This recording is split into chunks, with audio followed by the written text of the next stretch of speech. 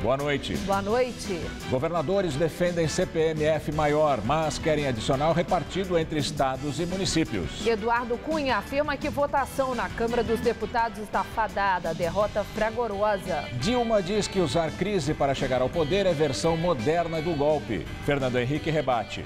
Supremo retoma julgamento sobre doações eleitorais feitas por empresas. Centenas de sem-teto protestam na Praça da Sé por mais moradias. Longe da crise, mercado de confeitaria espera crescer 8% este ano.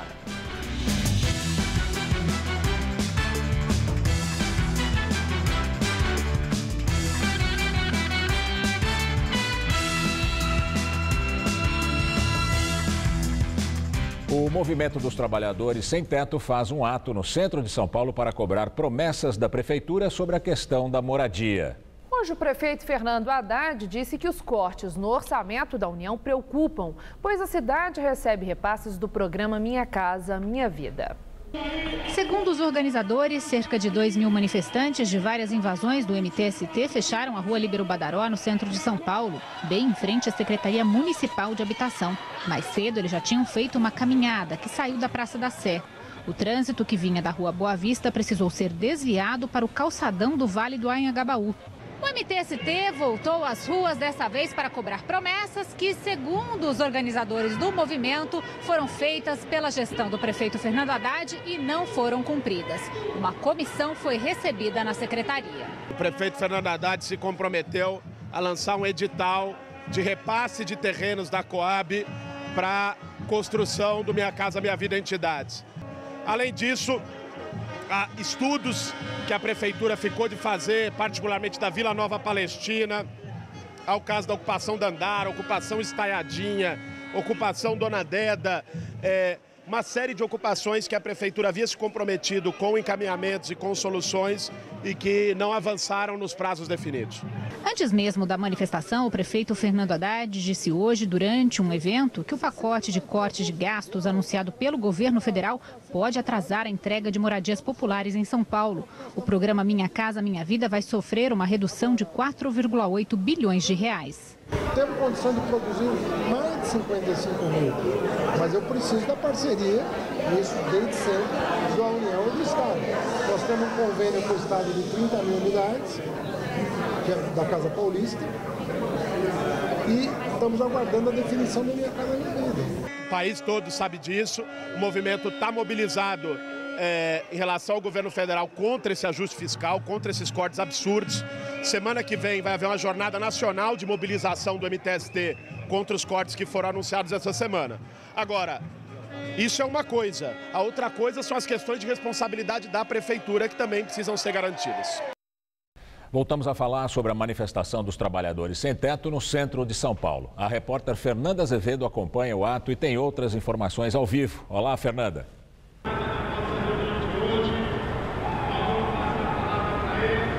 Oi, Gamberini, boa noite a todos. A rua Líbero Badaró continua completamente bloqueada por essa manifestação do MTST. A gente pode ver aqui que um grupo ainda se concentra e bloqueia completamente o trânsito. Eles estão aguardando a descida de uma comissão que foi conversar na Secretaria de Habitação sobre as reivindicações que vimos na reportagem. O MTST disse que não avisou formalmente as autoridades sobre o fechamento das vias pela manifestação, mas a PM e a CT acompanham o ato e também não impediram o bloqueio total da rua. O movimento afirmou que vai liberar o trânsito após a reunião na secretaria. E olha, a gente viu na reportagem que havia um desvio para o Vale do Anhangabaú. Esse desvio não está mais sendo feito. Tem 2 outros bloqueios da CET, um na Rua Boa Vista, descendo para a ladeira Porto Geral, e o outro na Florencio de Abreu com a Rua da Constituição. Portanto, os motoristas já nem conseguem mais acessar a região. O trânsito é tranquilo nesse horário, porque a maioria dos escritórios já fechou, mas os pontos de ônibus estão vazios, porque os ônibus não estão passando por aqui, e aí quem precisa do ônibus precisou encontrar outros caminhos. Voltamos ao estúdio. Obrigada, Fernanda, pelas suas informações. O presidente do Senado, Renan Calheiros, alerta que ainda não sabe a temperatura exata do Congresso Nacional para a aprovação da CPMF. Segundo Renan, há uma resistência histórica no Legislativo à criação de tributos. As pessoas, e eu sobretudo tenho recomendado, preferem que se faça corte profundo. A elevação de carga tributária, ela terá que ser uma consequência do corte, do ajuste. A oposição lançou um movimento para barrar o avanço da proposta chamado Basta de Imposto, não a CPMF. Os parlamentares pretendem fechar questão contra o tributo. O país não aguenta mais imposto, saturou. A solução para os problemas de desequilíbrio das contas públicas passa necessariamente pelo enxugamento do tamanho da máquina pública. O aumento de impostos, quando sugerido pelo governo federal, já nasceu morto nesta casa. O governo tem que ter credibilidade. E este governo não tem nem credibilidade interna, nem credibilidade internacional. O presidente da Fiesp, Paulo Scaff, se reuniu com Renan e com o presidente da Câmara dos Deputados, Eduardo Cunha. Ele disse que vai fazer de tudo para não se aprovar a CPMF. O governo tenta aumentar os impostos e tentando que a sociedade pague o pato mais uma vez. E a sociedade não está a fim de pagar o pato mais uma vez, então vim externar aí ao nosso presidente. O presidente da Câmara, Eduardo Cunha, disse que o texto está fadado a uma derrota fragorosa e que o item deve ser colocado em pauta apenas no ano que vem. Para tentar amenizar o desgaste com a volta da CPMF, líderes do PT estudam propor uma faixa de isenção, similar ao imposto de renda. A proposta será debatida com o presidente do partido, Rui Falcão. 7 governadores estiveram hoje no Congresso Nacional para pedir CPMF maior do que a proposta pelo governo, que é 0,20% só para a União. Os governadores do Rio de Janeiro, Bahia, Amapá, Ceará, Alagoas, Tocantins e Piauí querem 0,38%. Esse valor adicional seria repartido entre estados e municípios.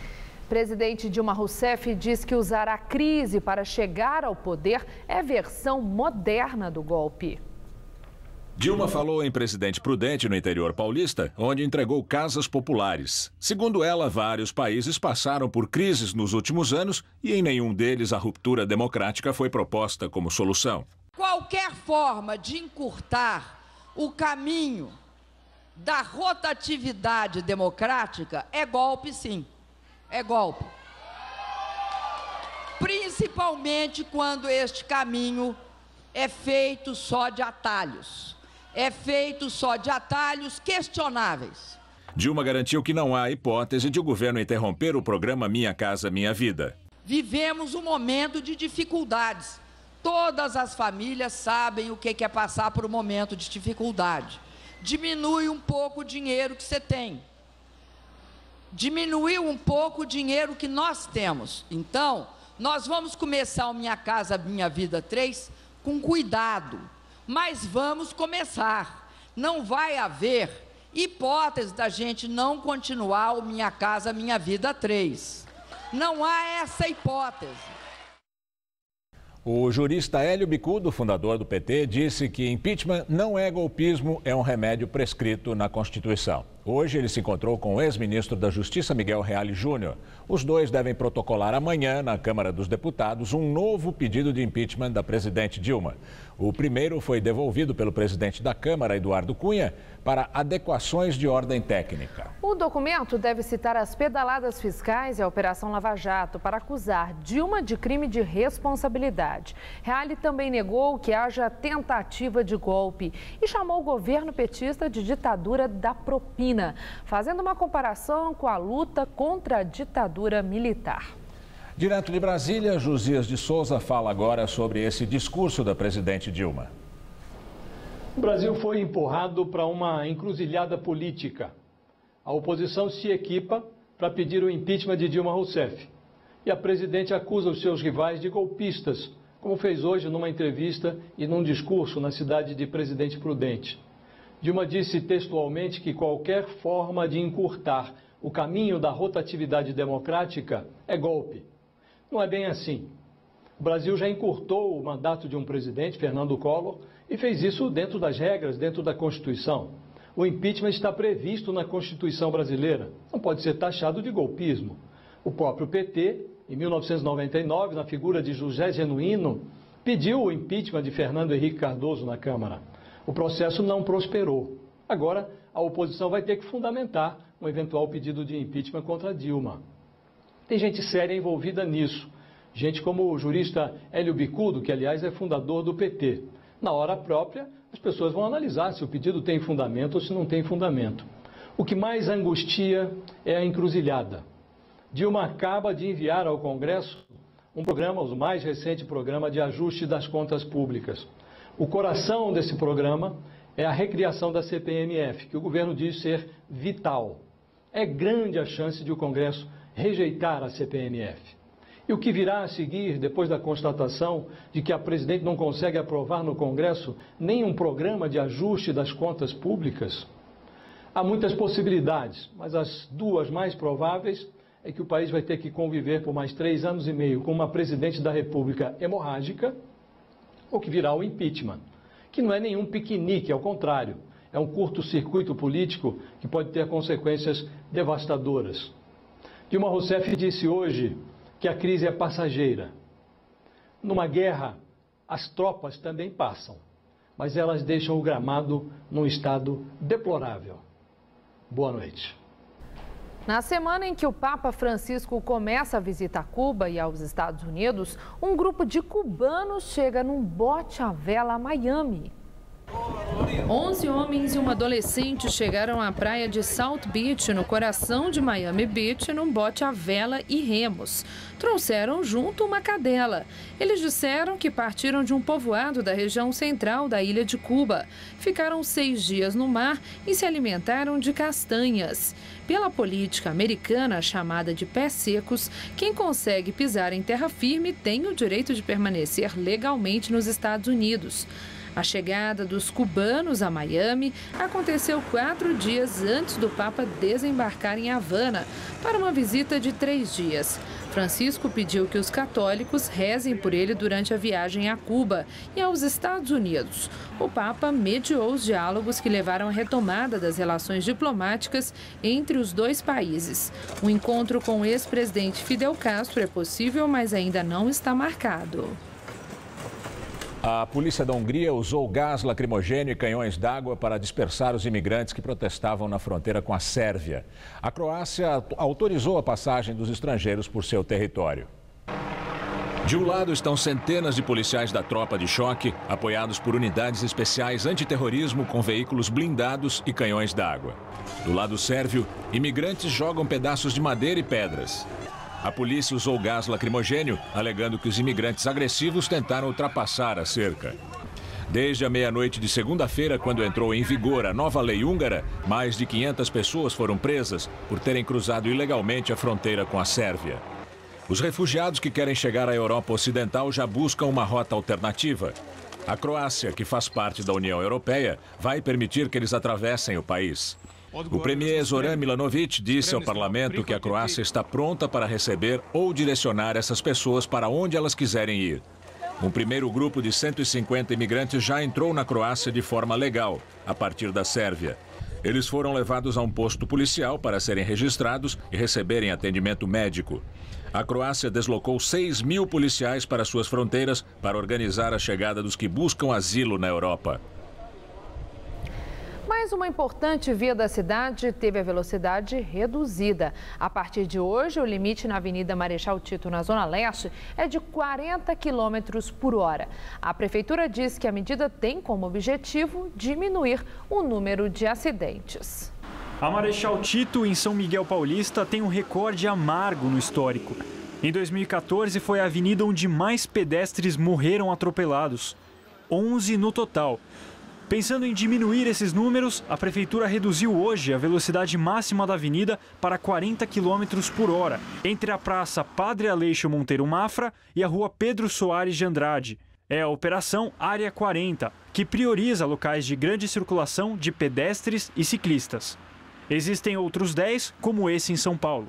Eu acho que é ruim, né? 40 é muito pouco. Você tem que ter investimento mais na conscientização do que só arrecadar multa. Tinha visto acidente já? Teve um atropelamento ali que foi fatal para uma pessoa. Então isso aí é bom que vai deixar o pessoal consciente de que a velocidade também não é tudo. O acidente a que o Carlos Alberto se referiu aconteceu em agosto. Um motorista perdeu o controle do carro e atropelou 7 pedestres. Um deles, uma senhora, morreu no caminho para o hospital. O gerente da farmácia disse que já viu muitos acidentes parecidos aqui. Excesso de velocidade aqui se dá muito pouco. É mais imprudência mesmo. Se você observar o dia todo aí, você vai ver que é muita imprudência. A pessoa está na faixa da esquerda, já entra para a direita, passa na frente do outro, não respeita o pedestre. Quem tem que tomar cuidado não é só o motorista, como o pedestre também, que ele tem que atravessar na faixa, porque isso é para segurança para todo mundo. As opiniões são divergentes. Mas agora, como saber se de fato uma medida dessa surte efeito na população? Para isso, a gente veio até aqui, a Avenida Cangaíba, que fica na Penha, também zona leste de São Paulo. Ela é muito parecida com a Marechal Tito. Por quê? Porque tem comércio dos dois lados e bastante pedestre. E no final do ano passado, aqui já foi instalada a Operação Área 40. Ou seja, os carros por aqui já passam a 40 km por hora no limite. E aí, a situação aqui melhorou? Não existem estudos que indiquem isso, mas a dona Francisca, que tem esse restaurante desde 2000, diz que dá para perceber redução nos acidentes. E não é só ela, não. Eu não tenho visto atropelamento de um tempo para cá. É preciso, sim, haver essa restrição, né, para que eles possam se conscientizar.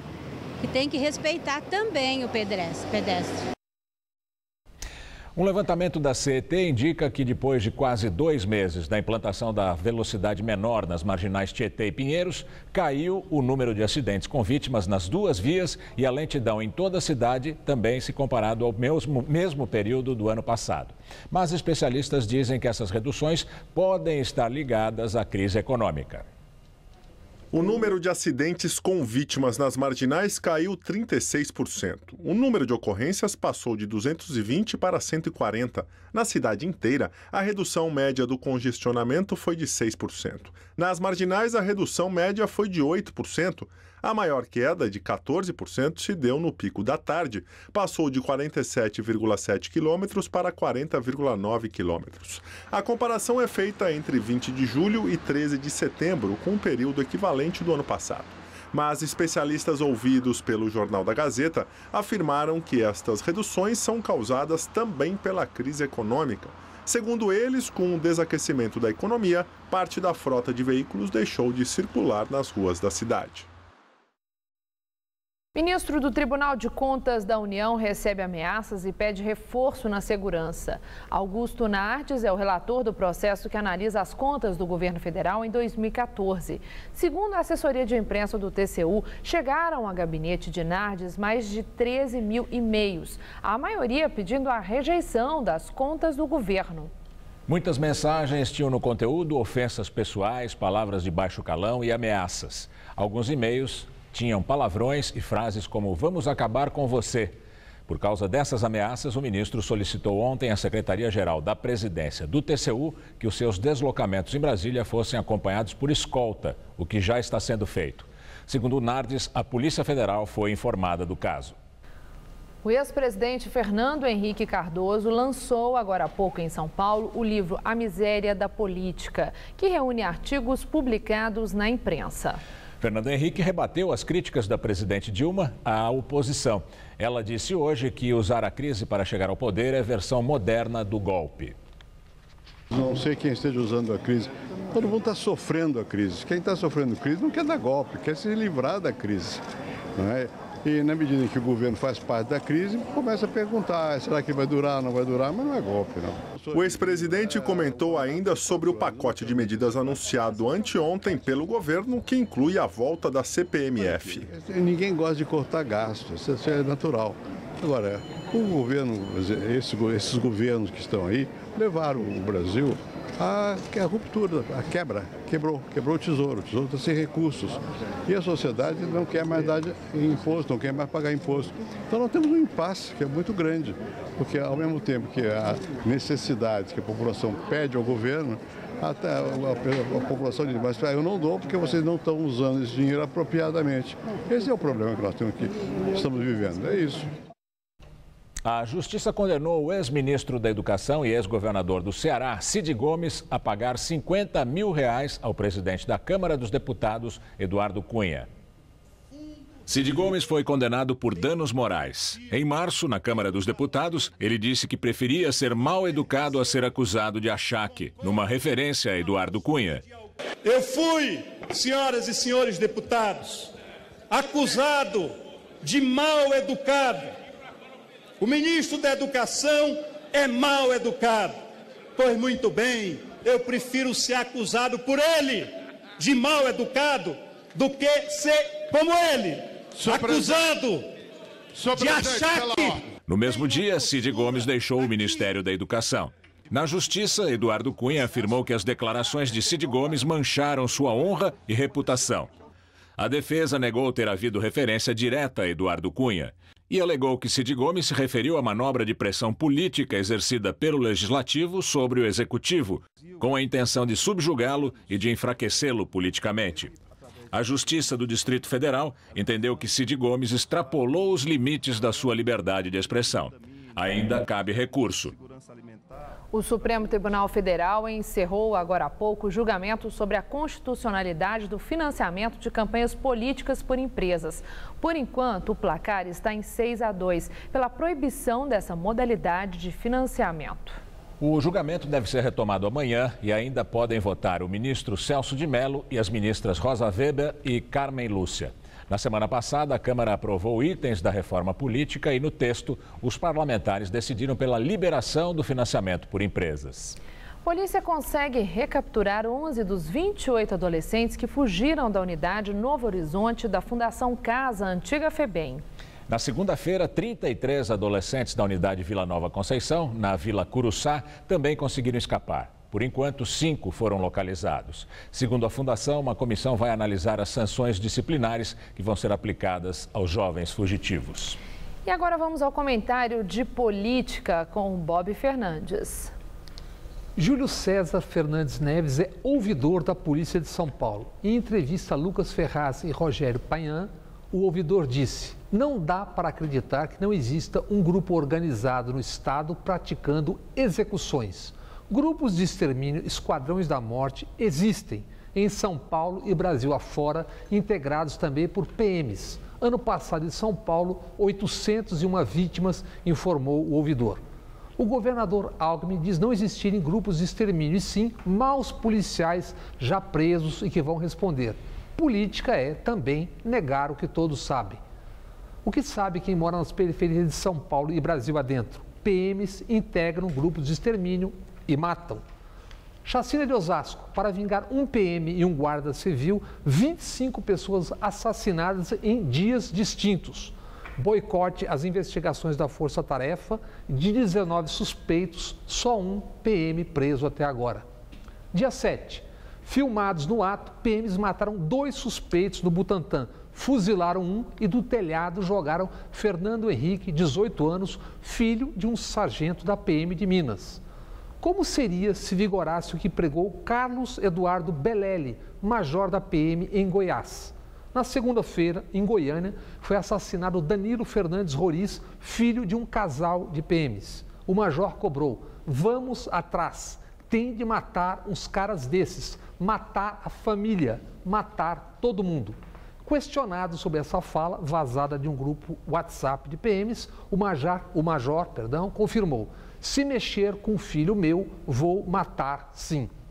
O caso dos 2 assassinados por PMs do Butantã será investigado pelo promotor Rogério Leão Zagallo. Em 2013, engarrafado numa manifestação, esse promotor publicou no Facebook e depois apagou: tem um bando de bugios revoltados parando a Faria Lima e a Marginal Pinheiros. Avisem a tropa de choque. Se matarem esses filhos, etc., arquivarei o inquérito. Diante da realidade que ainda tentam esconder, diz o ouvidor da Polícia de São Paulo: óbvio que tenho medo de policiais assassinos. A Anistia Internacional informa: 15% dos 56 mil homicídios notificados no Brasil ano passado foram cometidos por policiais. Boa noite. Enquanto o dia foi de sol e muito calor, aqui em São Paulo, no sul do país, a quarta-feira foi marcada por fortes temporais, principalmente no Rio Grande do Sul. Hoje em São Paulo passou dos 35 graus a temperatura. Como é que fica o tempo amanhã? Vamos ver com Mariana Armentano, que tem os detalhes da previsão. O alerta para temporais continua mantido para esta quinta-feira em todo o sul do Brasil. É que a frente fria que está causando essas fortes instabilidades não está conseguindo avançar porque está bloqueada pela massa de ar seco na região central do Brasil. Com isso, as chuvas vão continuar nos próximos dias, principalmente no Rio Grande do Sul e em Santa Catarina. Em Porto Alegre, amanhã, máxima de 20 graus. Em Florianópolis, vai fazer até 26. Em Brasília e em Belo Horizonte, temperaturas na casa dos 31 graus.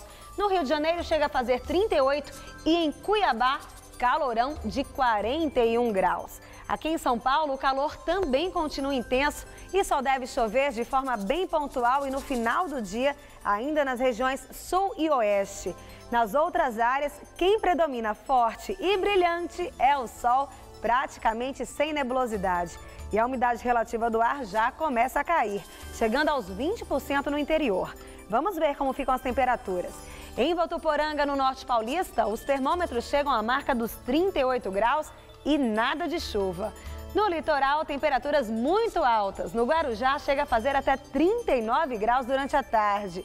E aqui na região metropolitana, o paulistano terá mais um dia quente nesse finalzinho de inverno, com mínima de 19 e máxima na casa dos 33 graus.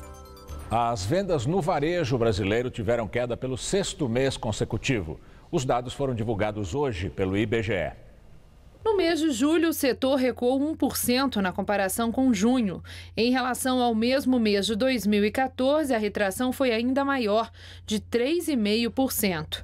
No ano, as vendas acumulam queda de 2,4%.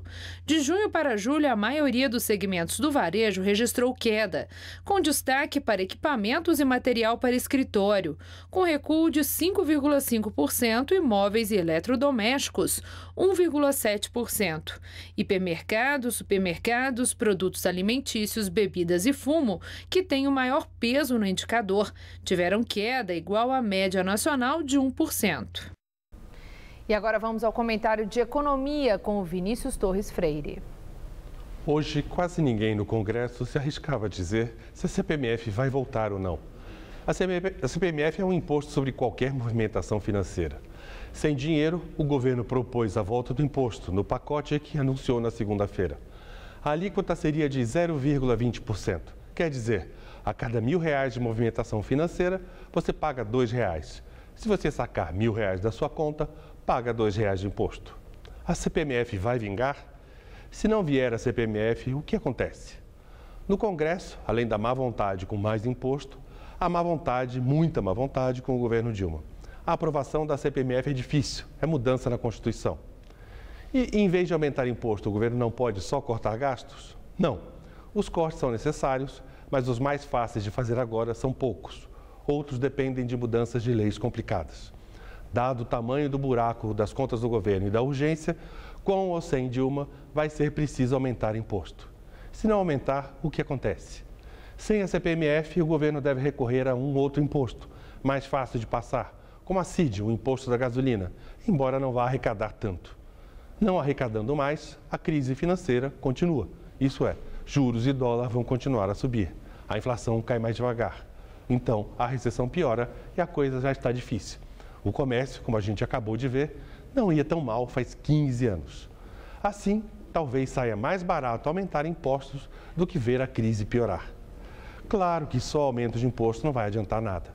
É preciso também um plano de arrumação geral, por anos, das contas do governo. Plano que até agora o governo não apresentou. E esse plano também vai dar em briga política, pois vai envolver limite no gasto da Previdência, em educação, no salário mínimo, no salário do funcionalismo. Em resumo, o país vai discutir feio quem vai pagar a conta da arrumação da crise, boa parte dela criada pelo governo Dilma I. Boa noite.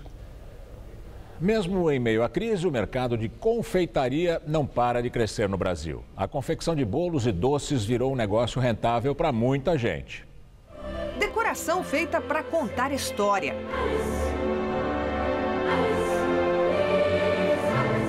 É a perfeição, né, mesmo, né? Os detalhes.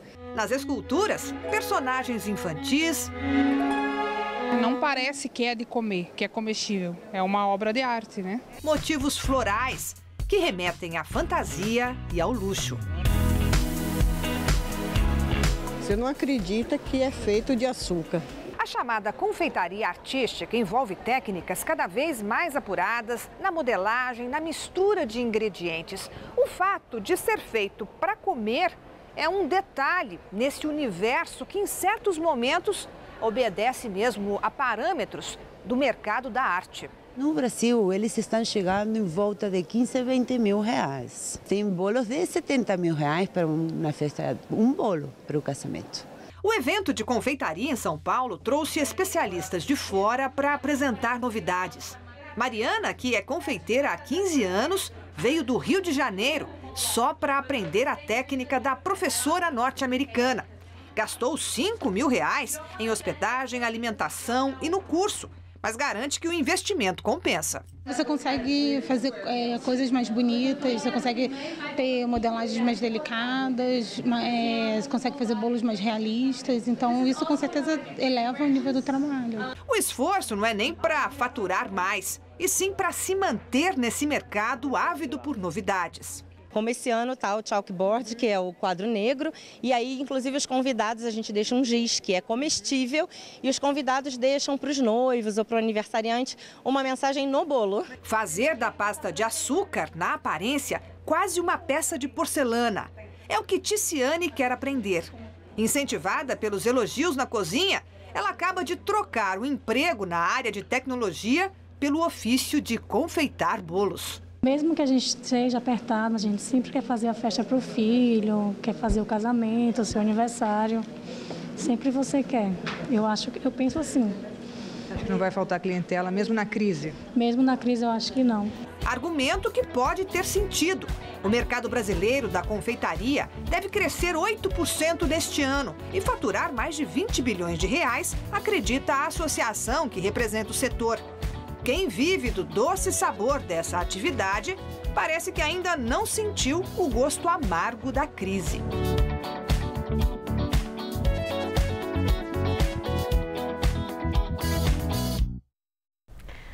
A redução da competência no legislativo nos estados brasileiros é o tema da entrevista do dia com Maria Lídia Flandoli. Para falar sobre a fragilização progressiva do trabalho parlamentar, entrevista o deputado estadual Enio Tato, do PT, primeiro secretário da mesa diretora da Assembleia Legislativa de São Paulo. Obrigada, deputado, por estar conosco. Eu quero conversar com o senhor, começar falando dessa questão da Constituição de 88, que abriu uma possibilidade de ampliar limites para o trabalho parlamentar nas Assembleias Legislativas e que isso, de certa forma, está preocupando os deputados estaduais em todo o país. O que acontece exatamente? Na verdade, aconteceu isso, boa noite a todos, né? Aconteceu isso na Constituição de 88 e sobrou pouca coisa em termos de legislar para o deputado estadual. Isso em todo o Brasil, né? Então, sobra papel de fiscalização e você pode legislar em algumas coisas na área da defesa do consumidor, né? Um pouco na área do meio ambiente e é praticamente isso. No mais, tudo que você propõe, né, na Assembleia Legislativa, no seu mandato, acaba caindo na inconstitucionalidade. Então, você muitas vezes, mesmo com dificuldade, você aprova um projeto na Assembleia Legislativa, todos os deputados, né? E aí, quando chega para o governador sancionar, ele veta porque não está de acordo com a Constituição. Está tendo um movimento, inclusive teve uma reunião de todos os presidentes de Assembleias Legislativas do Brasil, na Assembleia de São Paulo, conduzida pelo presidente Capês, para tentar entrar com uma PEC para a gente trazer de volta algumas atribuições para os legislativos estaduais. Interessante. Caso contrário, hoje E a população fica distante também, porque a população fica mais atenta e tem mais competência para legislar as câmaras municipais, o município, né?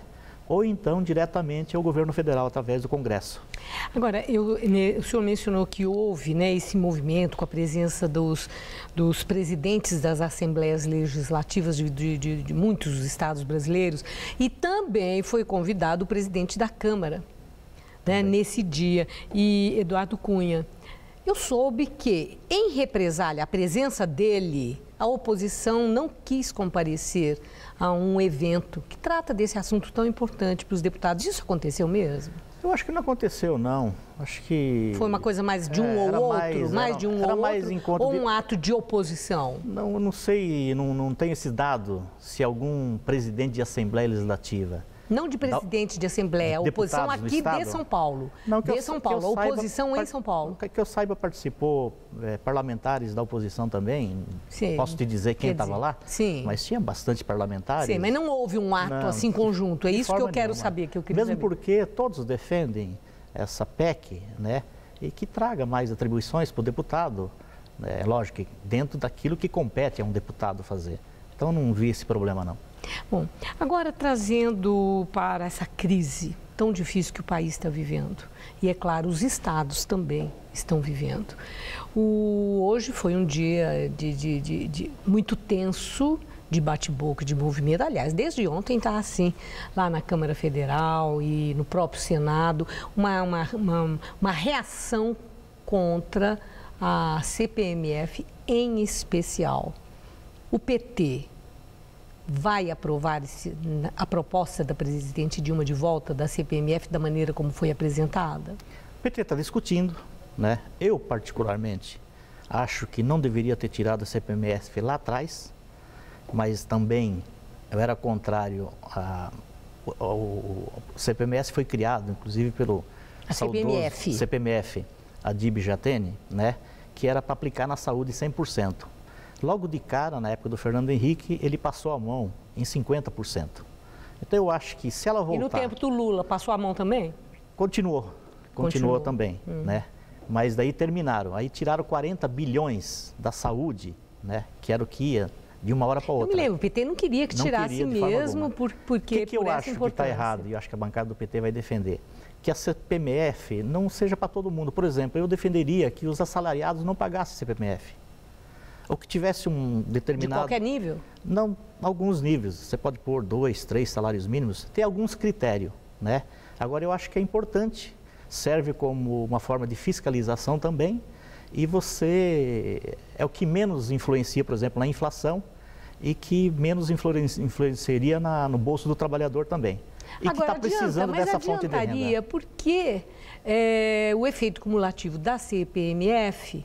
Em toda transação financeira, na elaboração de um produto, paga-se CPMF e os produtos vão ficar todos mais caros. Até esse que é isento vai ter que pagar no final das contas. Maria Lídia, o presidente da Fiesp falava que quando tirasse a CPMF, os produtos iam diminuir de preço e não aconteceu isso. Você entende? Então isso é uma falácia. Na verdade, é um valor... Mas são economistas que falam que é cumulativo, economistas, mas também falavam que quando tirasse a CPMF...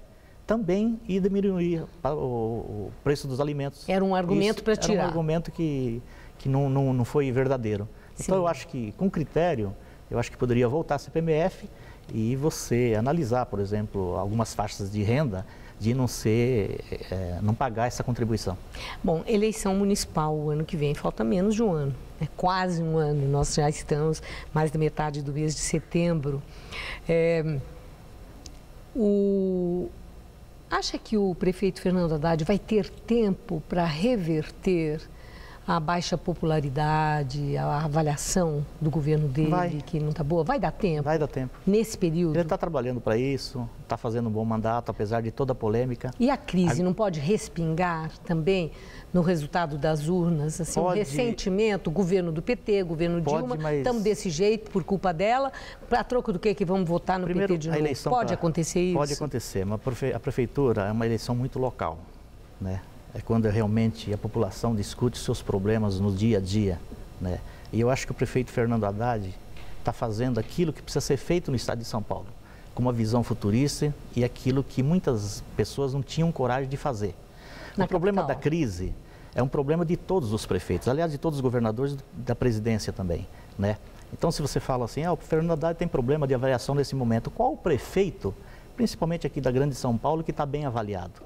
Então, eu imagino que ele vai começar a mostrar, vai ter os programas eleitorais, né? Ele vai começar a fazer debates, vai aparecer, né? Não vai ter todo esse massacre que existe da grande mídia, da maioria da grande mídia para cima dele, né? E eu acho que ele vai conseguir colocar aquilo que ele está sendo feito. Você acha que ele é vítima da mídia? Eu acho sim. É muita bordoada todo dia. É 24 horas por dia.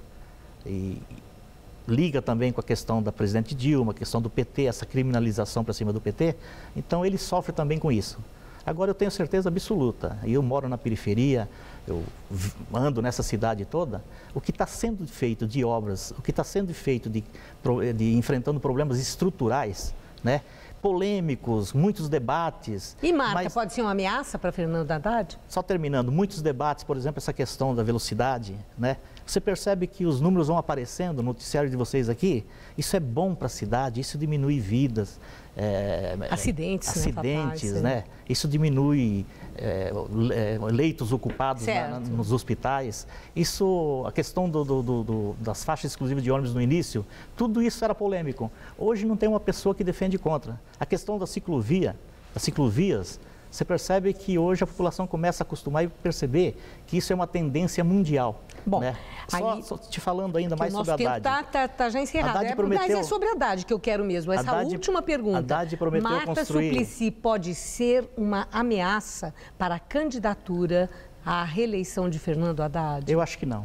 Eu acho que no segundo turno vai o Fernando Haddad e vai um candidato do PSDB, que tem estrutura, né? E eu não estou preocupado com os demais. Eu acho que o que ele está fazendo na cidade de São Paulo, ele vai para o segundo turno, vai ganhar, porque ele está fazendo aquilo que os outros prefeitos deveriam ter feito na cidade de São Paulo. Muito obrigada, deputado. Uma boa noite. Boa noite, obrigado a você. Gamberini. Você vai ver a seguir a preparação dos times paulistas para a rodada do Brasileirão. E um antigo jeito de ver filmes está de volta. Drive-in montado em shopping center relembra os anos 50. O Fábio tá feliz assim porque o Onix dele foi eleito o melhor valor de revenda do país. A Areta tá com esse sorriso porque ela tem um dos carros mais desejados da Chevrolet, o Tracker. Agora, você que perdeu as ofertas da semana passada também vai voltar a sorrir. Olha só, Onix completo a partir de R$ 38.990 com taxa zero em 36 vezes. Tracker com a melhor oferta do ano, R$ 79.990 e taxa zero. Aproveite, é só até sábado. Nesse mundo tudo evolui. A moda evoluiu. Os carros evoluíram. Os tratamentos de beleza também evoluíram. Imecap Anti-Sinais, uma combinação de creme e cápsulas. O creme atinge as camadas mais profundas da pele e as cápsulas agem onde os cremes não chegam. Resultado? Com Imecap Anti-Sinais, os sinais da idade não aparecem. Imecap Anti-Sinais, a evolução no tratamento de beleza. Não importa o continente, o endereço, a distância. Com o Sedex Mundi, os Correios oferecem para você uma rede internacional de entregas em mais de 200 países. Sedex Mundi é o mundo logo ali e com o mesmo padrão de qualidade. A sua encomenda entregue no prazo combinado. Hi there. Chef. Bem na hora. Let's go, everybody. We'll open in 30 minutes. Serviços internacionais. Um mundo mais perto de você. A mentira tem perna curta? Tem, e infelizmente a memória também. Por isso, nós estamos sempre de olho para fiscalizar serviços públicos e promessas políticas. TV Gazeta. Bom te ver sempre bem.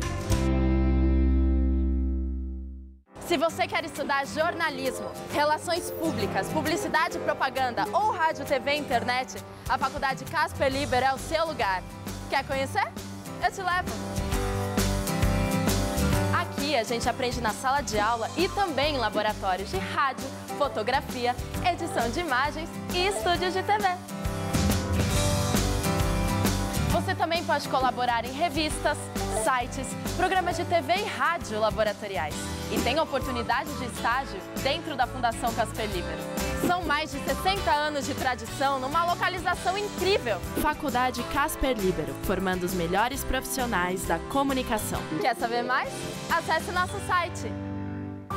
A cada novo trabalhador com o FGTS, mais desenvolvimento para o Brasil. São quase 2 milhões de pessoas realizando o sonho da casa própria. Saneamento básico para 36 milhões de cidadãos. Energia que beneficia 13,8 milhões de lares. E mobilidade para 30 milhões de brasileiros. É você e o FGTS deixando o Brasil cada vez mais forte e avançando para um futuro melhor. Nesse mundo tudo evolui. A moda evoluiu. Os carros evoluíram. Os tratamentos de beleza também evoluíram. E make-up anti-sinais. Uma combinação de creme e cápsulas. O creme atinge as camadas mais profundas da pele e as cápsulas agem onde os cremes não chegam. Resultado? Com o make-up anti-sinais, os sinais da idade não aparecem. E make-up anti-sinais. A evolução no tratamento de beleza.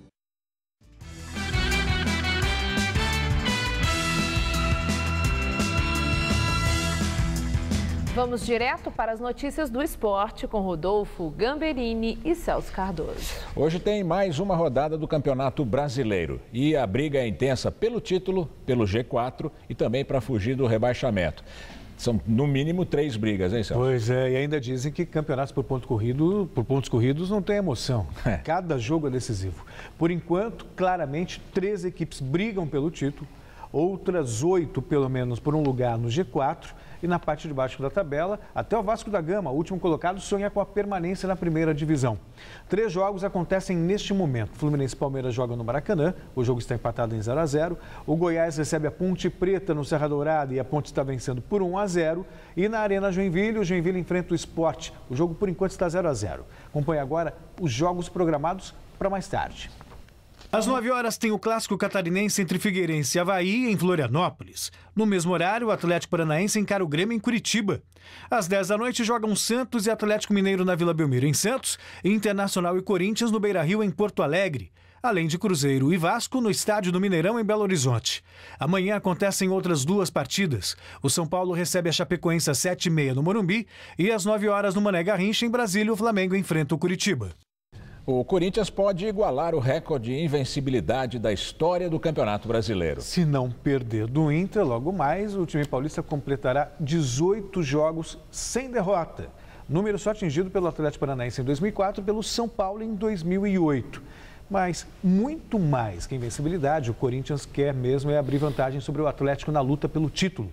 E para isso conta com o que tem de melhor para o confronto em Porto Alegre. Em time que está ganhando, não se mexe.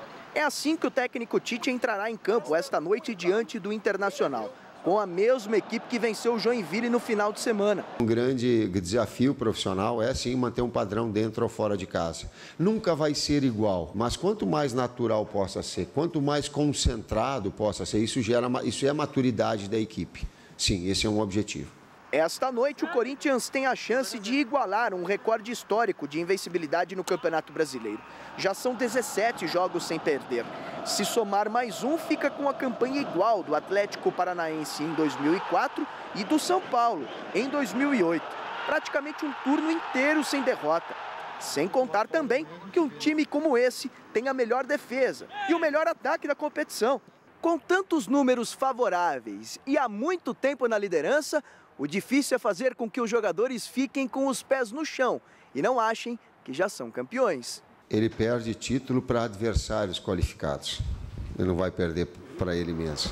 Eu sempre tenho a busca de fazer cada vez melhor e desafiar os atletas e treiná-los para que eles possam também agir dessa forma. Mas também tenho o discernimento que grandes trabalhos, eles não são só medidos com título. Eu tenho para comigo. Aí depende de cada um. Se depender só da chancela do título para ter grandes trabalhos, vão fazer o seguinte, só um faz um grande trabalho. Bom, do lado do Inter, o fator campo é um grande trunfo do técnico Argel, não é, Celso? Desde que ele assumiu o time, foram 4 jogos no Beira-Rio e 4 vitórias, 100% de aproveitamento, portanto. No Inter, o grande objetivo é chegar ao G4.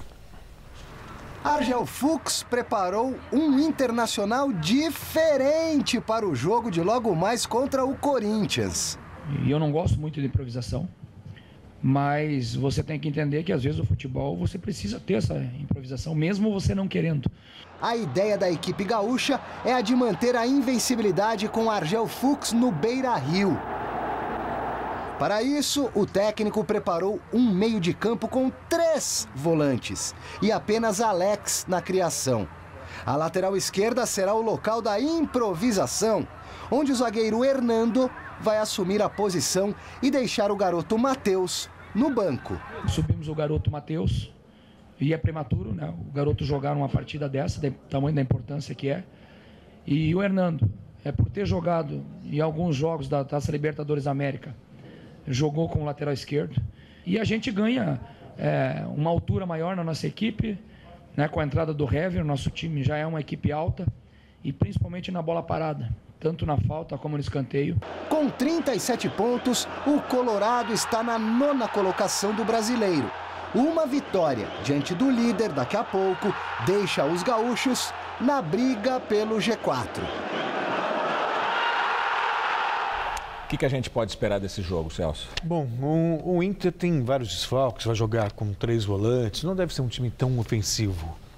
Então, acho que até o Corinthians pode tirar proveito disso. Ter um comportamento bom dentro e fora de casa, volta para São Paulo com pelo menos 1 ponto, é o que eu acredito. Você acha que é um jogo de muitos gols? Ou... Não, poucos não. Para 1-0, 2-1 no máximo. E aí o Santos enfrenta o Atlético Mineiro. O Santos vai ajudar o Corinthians? Eu estava tentando achar essa expressão hoje, é o fiel da balança. O Santos. Tem o vice-líder hoje e o Corinthians que é líder no próximo domingo, e eu acho que hoje o Santos tem boas chances de vitória. Tá. Vamos falar da Liga dos Campeões da Europa. 8 jogos movimentaram hoje o encerramento da primeira rodada da fase de grupos. E hoje tivemos 5 gols brasileiros na rodada. William, Oscar e Diego Costa, brasileiro naturalizado espanhol, marcaram na goleada do Chelsea sobre o Maccabi Tel Aviv por 4-0. O atacante Hulk marcou 2 gols na vitória do Zenit sobre o Valência fora de casa por 3-2. E a Roma empatou com o Barcelona 1-1. 1-1, né? É isso aí. Foi um jogo difícil, né? É, um jogo tranquilo. Mais ou menos? Mais ou menos. Tá bom. Obrigado, Celso. Boa noite, até amanhã. Boa noite, até amanhã. Estela. Presidente do Egito telefona para o presidente do México 2 dias depois de forças de segurança egípcias matarem por engano 8 turistas mexicanos. O presidente egípcio Abdel Fattah al-Sisi ofereceu condolências pela morte dos turistas mexicanos, prometeu tratamento aos feridos e assistência aos familiares e assegurou ao presidente mexicano Peña Nieto que vai seguir as investigações pessoalmente. 8 mexicanos morreram e 6 ficaram feridos no ataque em que morreram também 4 egípcios. Todos estavam num passeio turístico no deserto e teriam sido confundidos com terroristas. A ministra das Relações Exteriores do México está no Cairo para dar apoio aos feridos e familiares. Vários carros estacionados e uma tela de cinema. Quem nunca viu essa cena nos filmes? Os drive-ins ou autocines fizeram muito sucesso nos anos 50 e 60. Pois agora, um shopping da Grande São Paulo recriou esse ambiente para quem quiser conhecer ou relembrar os velhos tempos. Ah, então para você drive-in é coisa só de filme antigo? Realmente, eles estão lá nos cenários de desenhos, longas, de aventura, em cenas históricas da 7ª arte. O cinema visto do carro nasceu nos Estados Unidos, da cabeça de um vendedor que queria levar a mãe para ver um filme na telona, mas gorda que era, não cabia na poltrona. No improviso, ele deixou a mãe no carro mesmo e estendeu um lençol no estacionamento. Deu certo, e nos anos de 1950 e 60, os drive-ins viraram febre. A tal moda chegou a São Paulo, o primeiro lugar do país a ter um autocine, em 1968. Era o Snobs, na Avenida Santo Amaro. Também teve o Moon, na Avenida Interlagos, e o Chaparral, na Marginal Tietê. Todos um sucesso. Com os shoppings, essas atrações perderam espaço, mas de tempos em tempos, as oportunidades voltam. Definitivamente, é uma experiência bem especial assistir a um filme daqui de dentro. Mesmo que seja o velho filme e a pipoquinha de sempre. Mas aqui dentro, nesse aconchego, tem tecnologia. Olha, aqui dentro do carro, para ouvir o som limpinho lá do filme, basta sintonizar numa rádio criada especialmente pelo projeto, aí é só aumentar o volume e curtir o filme. Agora, quem não tem rádio, como é que faz? Eles oferecem um rádio de graça para ouvir o som perfeitamente. Que tal essa experiência? Maravilhosa, sensacional, totalmente diferente de uma sala convencional. Remete a filmes antigos, a esse contexto mais vintage, é muito bacana. Vocês vieram aqui ver o filme, namorar? Os dois. É diferente, é mais gostoso? É mais gostoso, é a primeira vez que eu vou ver um filme assim, tá sendo bem diferente. Eu acho que a chuva até ajudou, viu? Deixa mais romântico o negócio. Acompanhamos a sessão do filme Os Caça-Fantasmas, mas tem outros títulos também na lista, só clássicos dos anos 80 e 90. São clássicos do cinema, clássicos dos anos 80, anos 70, justamente para trazer esse sentimento de nostalgia mesmo dos filmes mais antigos. O projeto, que comemora o aniversário deste shopping, vai até outubro. E a recomendação para quem quiser assistir é se inscrever no site para garantir uma das 80 vagas. A entrada e a pipoca são de graça. Pipoca acabou e não tem como dar um pause. Como é que você faz para parar o filme porque você quer pegar mais pipoca? Não dá. Então aqui tem um jeito. Pisca-alerta. É um jeito de chamar alguém para resolver esse probleminha. Ai, já chegou. Boa noite. Tem mais pipoca? Tem. Acabou. Ah, eu quero mais. Só essa? Olha, cheirosa. Obrigada. Deu vontade de comer pipoca, viu? O projeto Cine Autorama fica no Shopping Continental, em Osasco, até o final de outubro. Para participar, é preciso se cadastrar no site continentalshopping.com.br/Cine Autorama. E o Jornal da Gazeta fica por aqui. A edição de hoje pode ser vista no site do Jornal da Gazeta. Mais notícias em nossa edição das 10. Uma excelente noite para você. Voltamos amanhã às 7 da noite. Até lá. Boa noite.